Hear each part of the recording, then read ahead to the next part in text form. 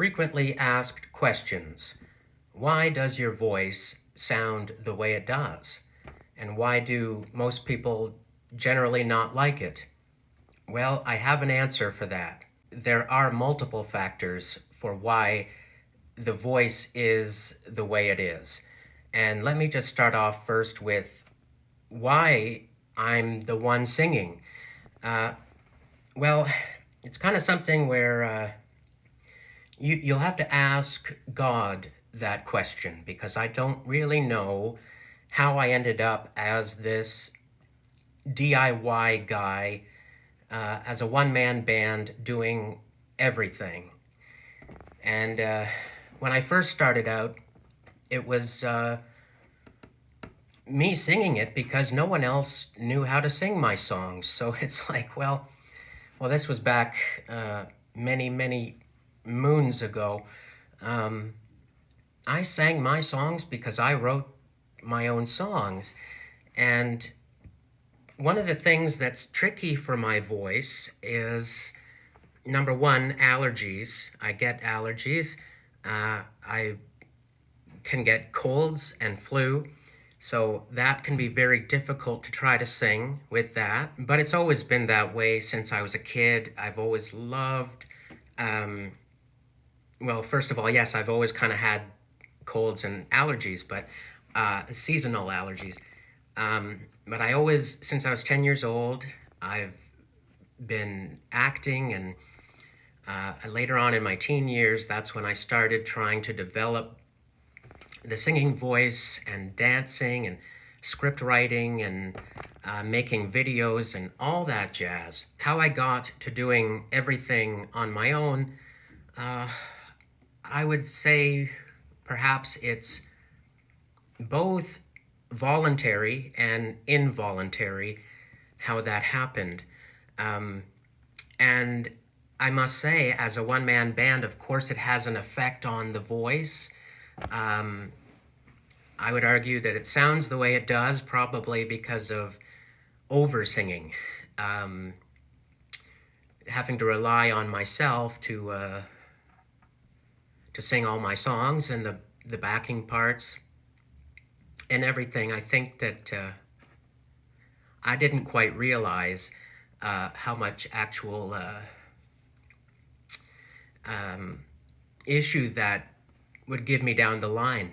It is a trained voice, and as a vocalist, I really try to do my best and to express myself in numerous ways. So one of the reasons I think that people don't like it is there are these aspects of it where I play with the expression, and I maybe lean into a more effeminate sounding voice on a particular record.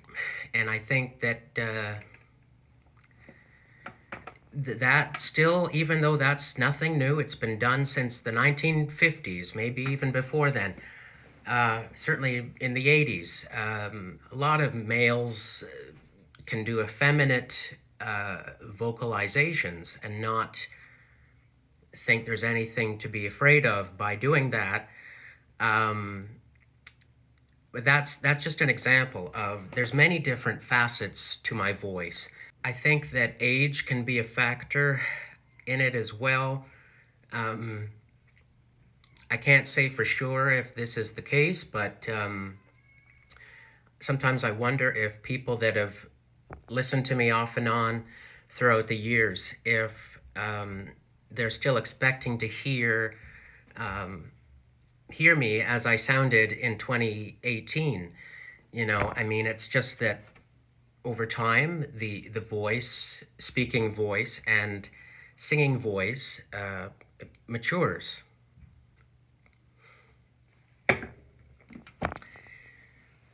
So there are other factors for why the voice is the way it is. I don't think I need to get into my medical history on social media.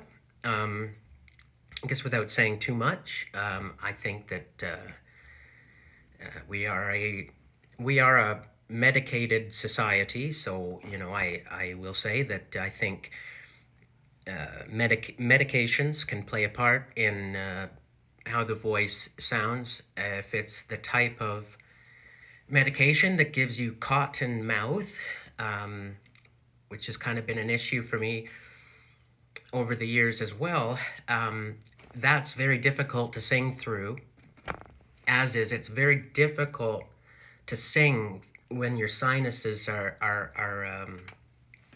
all filled up there. So, yeah, medication can play a part in why the voice sounds as it does. Okay, and lastly, psychological factors play a part. I'm trying to make this short. It's not easy to talk about, to constantly sort of feel I have to talk about why my voice is as it is. Um,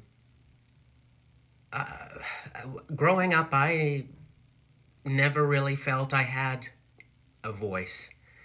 And yeah, the psychology of it, yeah, it's not always a perfect voice, because there was a lot of self-silencing that occurred in my youth. And I can hear it when I'm singing, that's still a bit of a trouble spot for me to get it out, and to have it with a supported sound, and trying to make it sound relatively nice to the ear. That's basically the story of my singing voice.